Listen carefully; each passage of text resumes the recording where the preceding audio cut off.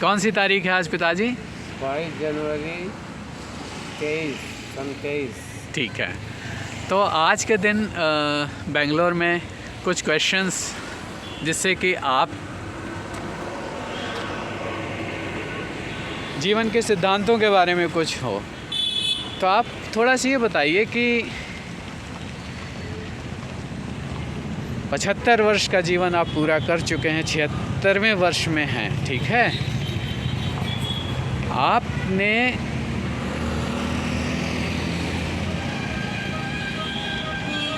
मेहर बाबा को माना, मेहर बाबा को परमात्मा माना, ठीक है कि नहीं? हाँ बिल्कुल। परमात्मा के साथ साथ दुनिया भी है साथ में, ठीक। प्रश्न ये कि परमात्मा को खुश करने में लगें या अपने को खुश करने में लगें या फिर दुनिया को खुश करने में लगें। अगर आपको चूज़ करना हो कि किसके अनुसार चलना ज़्यादा उचित है, जिसमें सबकी खुशी है, तो आपका जवाब क्या होगा? सबकी खुशी में परमात्मा की खुशी निहित है और परमात्मा की खुशी में सबकी खुशी निहित है। परमात्मा जो कि सब में व्याप्त है। अच्छा। अगर हम सबको खुश रख सके अपने व्यवहार से, अपने आचार विचार से, अपने शब्दों से, क्योंकि हर एक में हम परमात्मा देखते हैं, तो परमात्मा को खुश करने के लिए परमात्मा के बनाए हुए हर जीव जंतु को खुश कर रखना, मनुष्य को खुश रखना, ये हमारा परम कर्तव्य है। अब मैं थोड़ा मुश्किल सवाल भी पूछूंगा, क्योंकि हम सब शब्दों में तो बहुत लोगों को सुन चुके हैं और सबको खुश रखना सदैव संभव नहीं है। अगर मैं आपकी बात से अपनी ज़िंदगी में ये सोचना शुरू करूं कि सबको खुश रखूं, ठीक है, तो परमात्मा खुश होगा। तो मैं सबके खुश होने के तरीक़ों में, सबकी अपेक्षाओं को पूरा करने के चक्कर में अपनी ज़िंदगी लगाऊं, एक विकल्प ये है। और ज़िंदगी छोटी है और लोगों की अपेक्षाएं अनंत हैं, तो सबको खुश रखना मुझे असंभव लगता है। सबको तो दूर की बात है, एक ही इंसान को सदैव खुश रखना भी मुझे असंभव लगता है। तो आपने जो कहा कि सबको खुश रखने में परमात्मा की खुशी है और परमात्मा को खुश रखने में सबकी खुशी है, तो मुझे सबकी तो अनंत अपेक्षाएं हैं, तो मैं सबको खुश रखने के चक्कर में सबकी अपेक्षाओं को पूरा करने के लिए नहीं पैदा हुआ हूँ। मैं तो परमात्मा को पाने के लिए पैदा हुआ हूँ, परमात्मा के हिसाब से चलने के लिए पैदा हुआ हूँ, परमात्मा में मिल जाने के लिए पैदा हुआ हूँ। तो मेरी साधना जीवन शैली में ऐसा कैसे संभव है कि मैं सबको खुश रखूं तो परमात्मा खुश होगा? या आप अपने इस आंसर को थोड़ा सा विस्तृत रूप में बताइए जिससे स्पष्ट हो सके। अपने द्वारा किए हुए कार्यों से, अपने यहाँ आए हुए अपने इष्ट मित्रों से, अपने आए हुए पारिवारिक लोगों से प्यार और स्नेह का वातावरण बनाकर उनको खुश रखना और समाज में अपनी इसी व्यवहार के द्वारा समाज को भी खुश रखना, ये हमारा परम कर्तव्य है। और इसमें अगर हमको थोड़ा बहुत मेहनत और लगन से उनके लिए कुछ करना पड़े तो हमें बड़ा अच्छा लगता है, क्योंकि हम तभी खुश हो रहते हैं, हमारा ये स्वभाव है। जब दूसरा हमारे किए हुए कार्यों से, हमारे बोलचाल से, हमारे व्यवहार से अगर उसे खुशी मिली तो हमें उससे ज़्यादा खुशी हमें मिलती है। और ये सोच के हम करते हैं कि हम इसको खुश रख रहे हैं तो इसके अंदर बैठा हुआ परमात्मा खुश हो रहा है, उस खुशी में हमारी खुशी निहित रहती है। हमारा जितना टाइम है इसी में अब जा रहा है। जब बिजी ज़्यादा थे तब भी हम अपने कार्यों से दूसरों को खुश रखते थे, और आज भी। अब तो कोई काम हमसे होता नहीं है, लेकिन इतना तो होता ही है कि अपने व्यवहार, अपने आज बोलचाल से सभी लोगों को खुश रखते हैं। अब मुझे स्पष्ट हुआ कि आपने जो कहा सब लोगों को खुश रखें, उसके पीछे आप सिद्धांत सद्भावना का और सद्व्यवहार का, सद्विचार का पालन करने की बात कह रहे हैं कि अगर हम ऐसा करते हैं तो सभी स्वाभाविक रूप से खुश रहेंगे, परमात्मा भी खुश रहेगा। और सबको खुश रखने का अर्थ सबकी अपेक्षाओं को पूरा करना नहीं है, बल्कि सद्भावना, सद्विचार और सद्व्यवहार के सिद्धांतों का पालन करते रहना, ये महत्वपूर्ण है। यही कह रहे थे ना? मैं सही समझा ना? अब मैं समझ गया कि आप सबको खुश रखने के लिए जो कह रहे हैं, वो ये नहीं कह रहे हैं कि सबकी अपेक्षाओं को पूरा करके खुश रखो। आप ये कह रहे हैं अपनी सद्भावना और अपनी सद्विचार और सद्व्यवहार का पालन करते रहो हर परिस्थिति में, तो परमात्मा की आज्ञाकारिता भी होगी, परमात्मा भी खुश और सभी खुश और हम भी संतुष्ट। ये बात अब स्पष्ट हुई। अब दूसरा क्वेश्चन, ये तो दूसरों के संदर्भ में हो गई बात। अब हमने तो कर लिया, लेकिन कोई गारंटी नहीं है कि दूसरे लोग यही चीज़ हमारे साथ करें। कोई गारंटी नहीं है कि दूसरे हमारे साथ हमेशा सद्भावना से बात करें। कोई गारंटी नहीं कि दूसरा सद्व्यवहार करे या सद्विचार करे।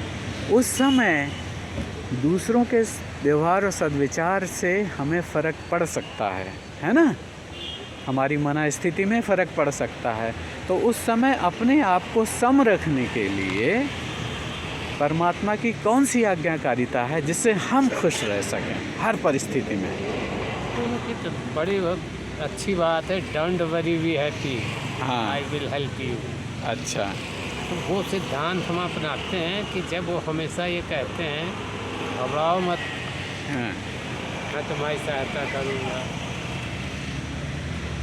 वही काम करते हैं, किसी से अपेक्षा नहीं करते हैं हाँ, कि हमने ये किया, ये भी हमारे साथ ऐसा करें। ये ज़िंदगी में कभी नहीं सोचा, जितना बन पड़ा है सबके साथ किया है, अपेक्षा नहीं रखती।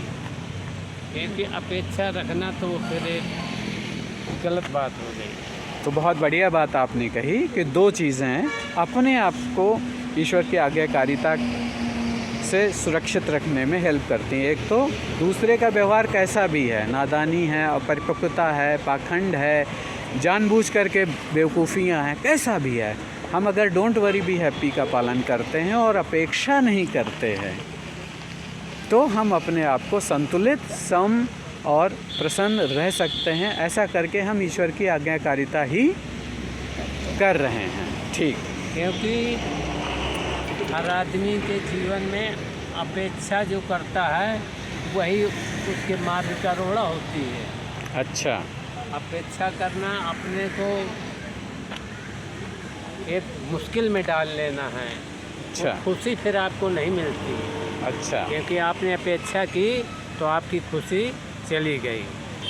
अपेक्षा ही हर एक उसका मेन कारण होता है जो पारिवारिक संबंध, अपने यारों दोस्तों के संबंध में दरार डाल सकती है। अपेक्षा किसी भी इंसान को किसी से नहीं करनी चाहिए।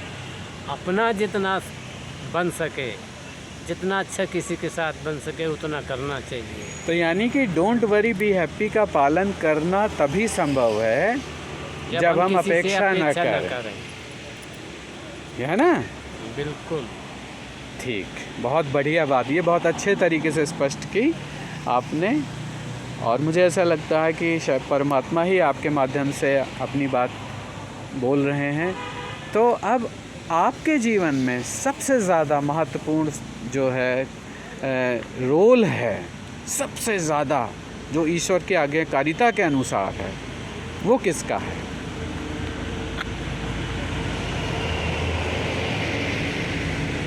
सबसे ज़्यादा रोल हाँ,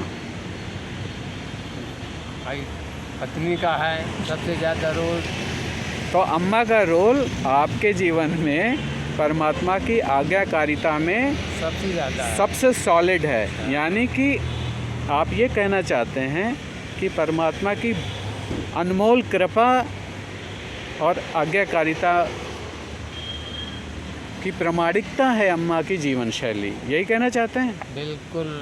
ठीक। भगवान की ये हमारे ऊपर बड़ी कृपा है, या ईश्वर का दिया हुआ वरदान है, जो ऐसी जीवन साथी मिली है हमें, जो साया बन के हर काम में हमारे साथ रही हैं और आज भी हैं। अच्छा, बहुत बढ़िया। तो इस समय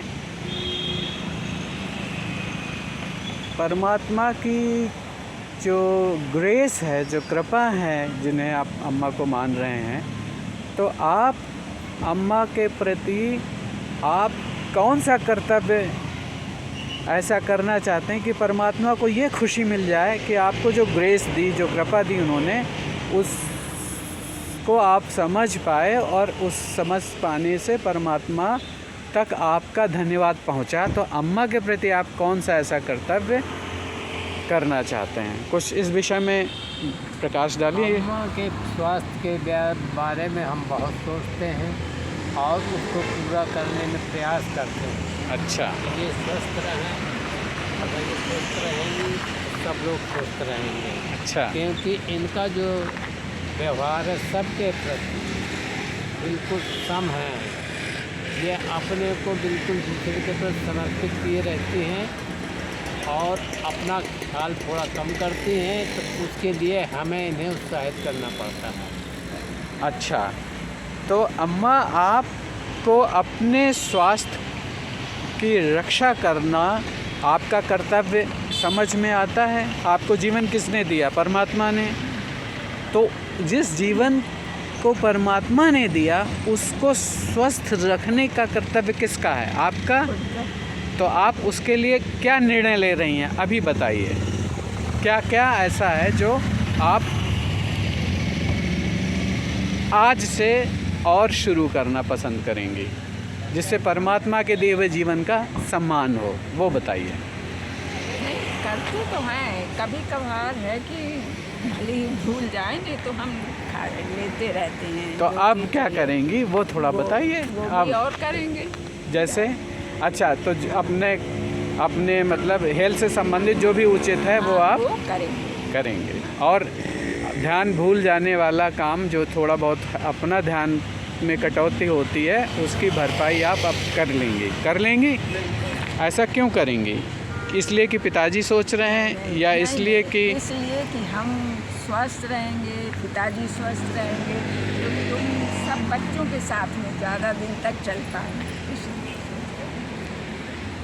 और ये तो बहुत अच्छी भावना है, लेकिन इससे ज़्यादा और भी महत्वपूर्ण भावना है कि ईश्वर ने जिस जीवन को दिया है उस जीवन को सही रखना भी ईश्वर की ही प्रसन्नता का एक रूप है कि नहीं? वो भी पूजा का ही एक रूप है कि नहीं? बहुत बढ़िया। अब कुछ बातें